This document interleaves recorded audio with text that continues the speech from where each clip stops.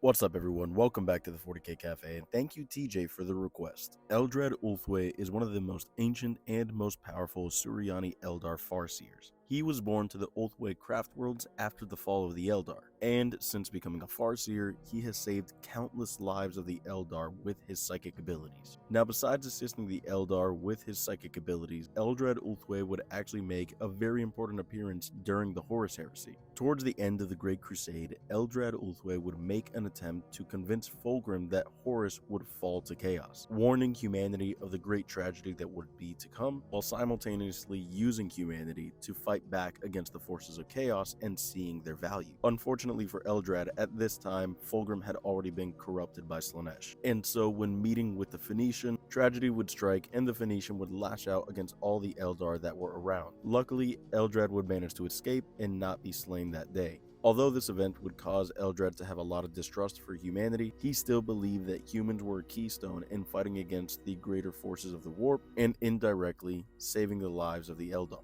So he would make further attempts to help humanity even after Horus fell to chaos. He would utilize John Grammaticus, an agent of the Cabal, make a physical appearance to Vulcan and help escort him back to Terra, and even worked personally with Barthuza Narek, my favorite word bearer, and eliminate the Cabal. And even after all these attempts to help humanity time and time again, please remember that this was all for the benefit of Eldar lives. For it was none other than Eldrad Ulthran who helped coordinate the events that would create this second war for Armageddon. He sparked the conflict because it would go on to save 10,000 Suryani lives, and he doubles down justifying his actions, believing that 10,000 lives of Eldar are worth more than millions of humans. Eldrad has been around for a lot of pivotal points during 40K, acting both on the side of humanity and, as I just mentioned, for the benefit of the Eldar first and foremost. Despite all this, unlike most Eldar, he is willing to put his pride aside and acknowledge that the enemy of my enemy is my friend.